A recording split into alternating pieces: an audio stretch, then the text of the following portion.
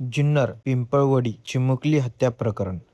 जुन्नरच्या पिंपळवडी परिसरातून समोर आलेल्या एका धक्कादायक घटनेने संपूर्ण परिसर हादरून गेला आहे. घराजवळून अचानक बेपत्ता झालेल्या 9 वर्षाच्या चिमुकलीचा शोध घेत असताना या प्रकरणाला गंभीर वळण मिळालं.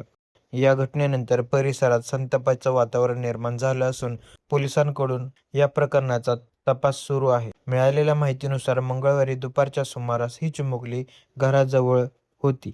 मात्र काही वेळाने ती अचानक दिसेनाशी झाली. सुरुवातीला कुटुंबियांनी आणि नातेवाईकांनी आसपासच्या परिसरात तिचा शोध घेतला. बराच वेळ शोध घेऊनही मुलगी सापडली नसल्याने कुटुंबियांची चिंता वाढली.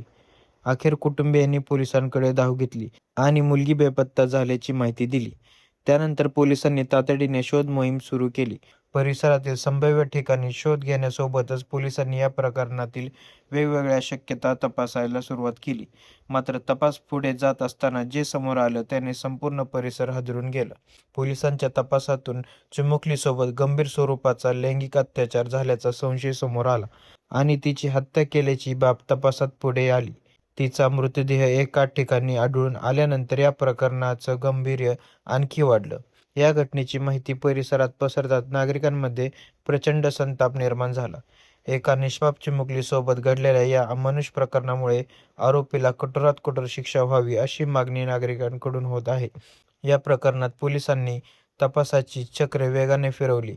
घटनास्थळी पाहणी, उपलब्ध पुरावे आणि संबंधित व्यक्तींची चौकशी अशा विविध दिशांनी तपास करण्यात आला.